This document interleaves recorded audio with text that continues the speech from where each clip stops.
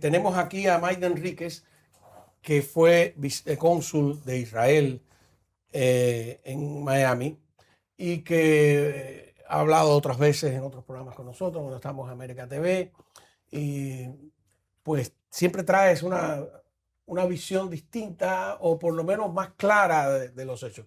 Nos estabas contando además que acabas de regresar de la guerra como soldado y que hace un mes apenas estabas en el campo de batalla, ¿no? Sí, ¿Y sí. cómo fue? Cuéntame.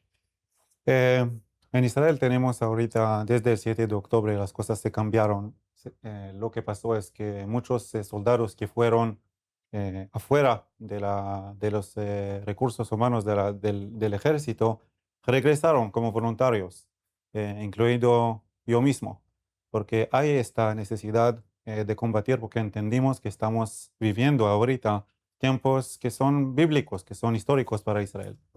Y me llamaron en febrero. No sabían a esta época que va a empezar la guerra con Irán, pero tuvimos un sentido que es que algo se está pasando. Y me llamaron. Yo compré mi tiquete de vuelo, me fui, yo aterricé en Israel el 27 de febrero. Un abrazo a mi madre y el 28 empezó la guerra. Puse mi uniforme y combatí 2 meses. ¿Estuviste en Gaza? No, fui en la parte de Judea en Samaria en el norte, que es abajo de la Galilea, en el frente que es el frente del norte de Israel. Uno de los frentes, tenemos 7, gracias a Dios no, no faltan frentes en Israel. Y combatimos porque hay una necesidad. Y como yo creí que soy el único loco que como a la edad de 47, con las rodillas y la espalda que no son exactamente los mismos, que soy un voluntario, pero 8.000 voluntarios en Israel entendieron que estamos viviendo este tiempo histórico y están voluntarios. Y entonces, durante esos 2 meses, realmente que vivimos algo que es histórico y lo que pasa en Israel ahorita es un gran confusión. Creo que los israelíes hoy, hay dos palabras que puedo usar. Son confundidos y sorprendidos. Estás Eh, hablando con el acuerdo con sí, Irán. que lo que pasó en los últimos días Ajá. en el Medio Oriente con el acuerdo entre el MOU, entre Irán y los Estados Unidos. Y hace unos minutos se terminó la partida entre Canadá y Qatar. Qatar, que es un actor muy presente en lo que pasa ahorita, pero se terminó 6-0. Y en Israel, ¿Quién ganó? 6-0 para Canadá. Y el sentimiento en Israel es que tuvimos una partida de fútbol. Estoy usando estas palabras porque estamos en la Copa del Mundo.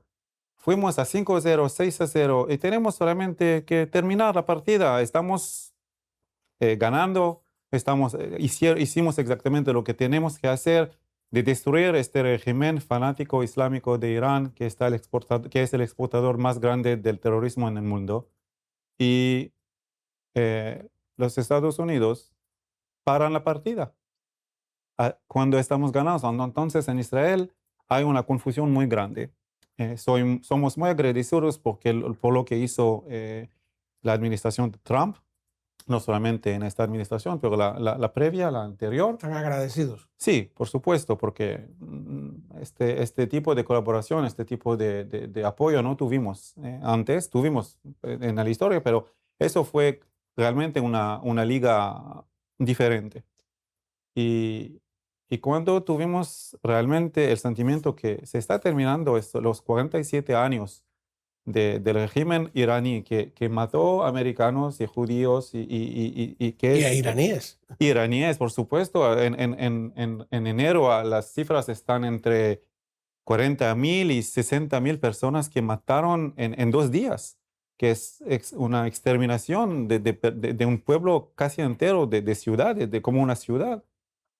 Y se paró todo y estamos entrando en la negociación y muy rápidamente se transformó en un acuerdo que realmente cuando lees los 14 puntos, no sé exactamente cuál es no sabemos cuál es la parte positiva, porque de un lado hay el gobierno iraní, el régimen iraní que lamentablemente no se cambió. La ideología fanática no se cambió en Irán, que da una promesa que no van a desarrollar y no van a comprar armas nucleares con palabras, y del otro lado reciben tantos incentivos que no entiendo exactamente cómo va a pasar, porque cuando hay un leverage, cuando hay algo que puedes utilizar en una negociación, si la da al empiezo, es muy complicado de continuar con una negociación de manera, ¿cómo se llama? Igual entre ambas partes. Y el presidente Trump lo dijo de manera muy clara hace 6 años, en 2020. Actualmente, ayer una periodista lo preguntó. Irán nunca ganó una guerra, pero nunca perdió una negociación. Y es algo que tenemos que entender cuando entramos en esta nueva era, y vamos a ser un poco con la paciencia para entender lo que va a pasar en los 60 días que es los días de las negociaciones. Sin embargo, que es algo muy claro, ¿no? Los iraníes se sacaron de abajo de la manga el estrecho de Hormuz y los precios de la gasolina empezaron a subir aquí y hay elecciones en noviembre y me imagino que sacaron la cuenta, ¿no? Hay una presión enorme por parte de los propios miembros del partido. Hay en el Partido Republicano un sector importantísimo de la base que muy aislacionista, que no quiere que Estados Unidos esté ni en Irán, ni en Cuba, ni en Venezuela, ni en ningún sitio, ¿no? Es la única explicación que le veo. No sé si usted le ve otra.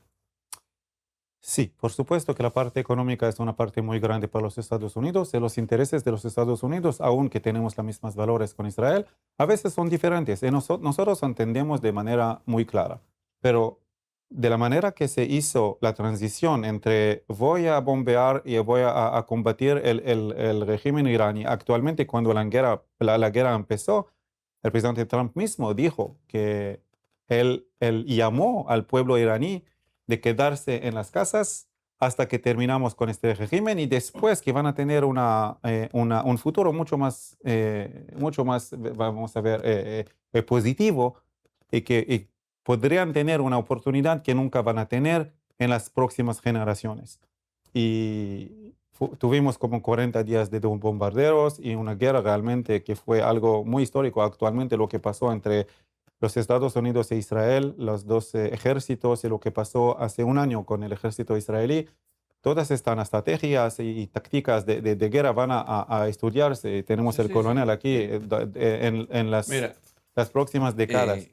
yo creo que aquí lo que pasó, y fue una cosa que estaba hablando, el otro día estábamos en La Peña con Diego Suárez, y el comandante Gutiérrez del instituto estaba con nosotros, estaba el doctor Marrero. Porque tienen un instituto de inteligencia estratégica, que hay muchísimos importantes oficiales del ejército norteamericano Y entonces se dijo, que tienen un think tank ahí. posiblemente el error fue pensar, porque acuérdate que el ataque del 28 fue un ataque debido a intercepciones de comunicaciones y el Mossad, que encontramos a ese gran grupo de la cúpula juntos.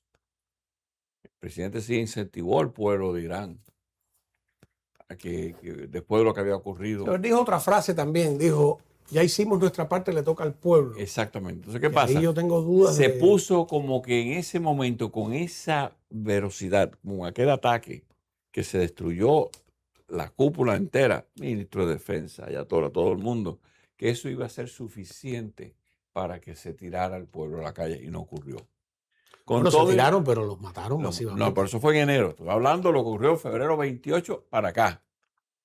Es que... En el momento que febrero 28 ocurre, que estaba bien cerca de lo que ocurrió en enero, el Mossad tenía a la fuerza Bashi esa que estaban en las esquinas con drones, que cada vez que la gente se escapaba, ya la gente estaba al punto que dejaba los puestos de control por miedo que un dron lo matara. Pero no se llegó a destruir. ¿Por qué?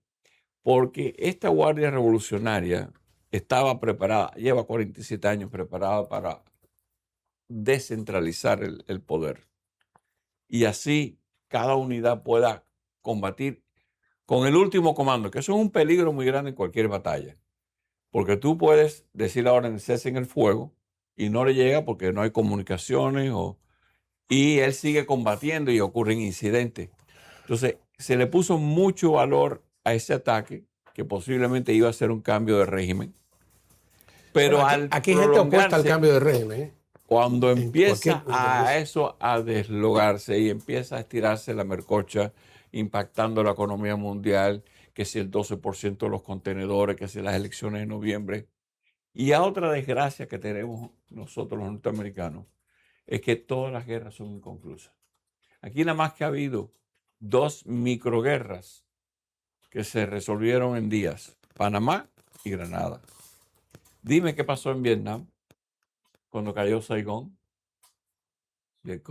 Pero En Afganistán, en en Irak. Afganistán, 22 años en Afganistán. ¿Quién está a cargo de Afganistán? Está el Talibán. La descentralización que mencionaste es una descentralización que existe en todos los grupos terroristas en el mundo. Hezbollah funciona así, Hamas funciona así, el Jihad Islámico funciona así. La descentralización, como dices, es algo que es muy peligroso para países que tienen como valores y leyes y todo eso para entrar. Pero en este punto tuvimos una guerra Aplastante, militar. pero doctrinalmente acabamos con todos los sistemas que está mencionando. Y una guerra económica también. Entonces Sí. tuvimos 2 lados de una misma guerra. Sí, dos frentes diferentes a la misma vez. Y el estrecho de Hormuz que mencionaste es algo que hoy Irán está recibiendo. Fue un pasaje internacional. Y ahorita van a tener dinero que entra. No, pero espera. Ellos dicen que no está mencionando, Sí. pero hoy el régimen iraní dice que van a tener... ¿Que van a cobrar? Sí, que van a cobrar. Y hoy, Bueno. hoy mismo, después que se firmó Kalibaf, que es una persona muy extremista en el régimen iraní, dijo que la primera cosa que van a hacer es, después de que ganaron la guerra, que van a conquistar a Jerusalén, porque el zapato de Khomeini es más valoroso que 100 Netanyahus. Bueno, pero mira, aquí hay una realidad. En Cuba se dice los perros machos los capan una sola vez. ¿Okay? Es una frase un poquito fuerte, pero aquí no sé si la entendió. Estamos a calzón quitado aquí. La única gente que tuvo 3 dedos de frente fue Arabia Saudita. Arabia Saudita hace 3 años que tiene un gasoducto y oleoducto que va hacia el Mar Rojo y durante toda esta crisis bombearon 7.2 millones de barriles diarios. Ellos se lavaron la cara con el estrecho de Hormuz. Hay conversaciones, inclusive de pasar por Jordania e Israel, yo sé. oleoductos. Desde India, yo sé. Desde ahí, los Emiratos, Bahrein, Qatar y Omán, cuidado que hagan un canal y adiós, estrecho de Hormuz. En otras palabras, todo eso que ellos pueden vociferar de que van a dar después de 2 meses, hay que pagar un peaje para pasar por el estrecho.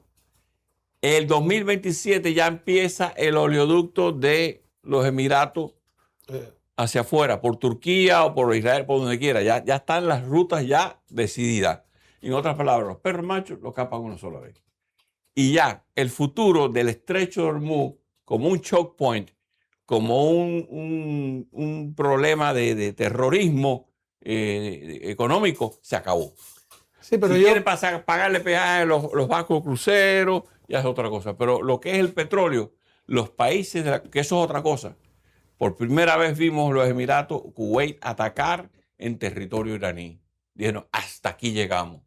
Porque tú destruir una planta desalinadora en uno de esos países, estás hablando de una cosa que toma 2 años en montarse. Y con un pueblo nada más que tiene 6 días de agua potable, tú estás poniendo en crisis a una ciudad de 600,000 o de 1 millón de habitantes. Así que ya los mismos árabes, que son suní, que no son chiitas, dijeron, ok, no te preocupes, aquí yo no confío más en eso. Así que podrán decir lo que quieran del estrecho de Hormuz, que le vamos a meter un peaje, que lo vamos a contabilizar entre Omán y Qatar, porque son los 3 países que controlan el estrecho. Pero mira, todo el mundo va a sacar el petróleo por un lado.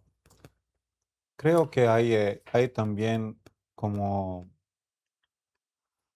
cuando el vicepresidente Vance habló hace unos días en unas entrevistas, creo que está intentando de dar un lado un poco más positivo de lo que pasó. Y él dijo que algo que es un poco sorprendente, pero él dijo que la guerra mundial, la Primera Guerra Mundial y la Segunda Guerra Mundial se terminaron con un acuerdo. La Primera Guerra Mundial se terminó en Versalles, que es algo que es un poco irónico con lo que pasó ayer, pero hasta 107 años, 107 años, eh, lo que pasó es que tuvimos otra guerra. Pero la Claro. Segunda Guerra Mundial es que se terminó después que el régimen nazi se exterminó, se destruyó. Y eso fue un acuerdo de capitulación para que no tengan la posibilidad de tener un ejército grande, de retirar los países que conquistaron y todo eso. Pero, y decir que este conflicto se terminó con un acuerdo es algo que es un poco, no es una comparación Sí, pero exacta. volvemos a lo que te dije. ¿Qué cosa es la guerra Corea? Exactamente. No hay una finalidad, está en Sí, guerra. yo sé. Hay un armisticio, señores, del año 53. Armisticio. La guerra de Vietnam, nos levantamos y nos fuimos. Después que cayó Saigón, Afganistán. No ha habido nada concluso. ¿Y por qué? Porque ya no es una guerra. Mira, tú y yo que somos militares, nos dicen, tú comes esa loma. Yo no te voy a decir, oye, mira que ten cuidado, que hay 10 civiles. No, yo tomo esa loma. ¿Entiendes? Y no porque queramos matar civiles, no, porque ese es el objetivo. Ahora, los americanos y Occidente pelean unas guerras asépticas. Los judíos han tenido que reventarse la gandinga con todas estas partidas de ejércitos irregulares que les van y les matan gente en medio de la ciudad, terroristas, degollan y matan gente en paradas de autobuses. Y ellos sí saben lo que es confrontar ese tipo de terrorismo. Y por eso es que cuando entran por el sur del Líbano, entran y dan, como dicen los cubanos, palo y cepillo. ¿Ok? ¿Por qué? Porque hay que limpiar. Y le pidieron, por primera vez en 40 y pico de años, le pidieron al gobierno del Líbano, que no había negociaciones, que por favor hagan que Hezbollah se desarme y se vaya al norte del río Litani. Y no lo hicieron. Entonces ahí fue que se metieron de nuevo, coincidiendo con el frente del 28 de febrero, cuando se estaba atacando Irán. Entonces, como israelita, yo entiendo tu punto de vista. Que dices, bueno, nos dejaron a mitad. Nosotros que somos gente que nos gusta empezar y terminar las cosas, porque la guerra de Yom Kippur del 73 acabaron en las alturas de Golán, cogieron el tercer ejército en Sinaí y los dejaron como polvo. Ahí eso es una doctrina donde el general entrega la bandera y la banderita blanca entrega la bandera de su comando. Pero los americanos y los occidentales, ni en la guerra de Corea, ni en la guerra de Vietnam, ni en ninguna, la primera guerra del Golfo. ¿Por qué? Se lo dije yo anoche, se lo estaba diciendo yo a Pepe, que estaba con él en un show. Le dije, Pepe, a las 3 de la mañana estábamos en Basora a atacar la Guardia Republicana, la última unidad de tanques, y nos dijeron, paren. ¿Por qué? Porque había que dejarle suficientes tanques a Saddam Hussein. Porque si nos replegábamos en 6 meses, Irán iba a volver a atacar a Irak. Entonces, cuando tú tienes esas guerras políticas, económicas, en que estás pensando en la economía mundial, que estás pensando en cómo esto va a afectar, es como un Rubik's Cube. Estás jugando 4 facetas a la misma vez y no hay una solución militar. Deja a los militares que hagan eso y tú verás que es otra cosa diferente. Pero dicen, no, que son unos genocidas. Permíteme hacer una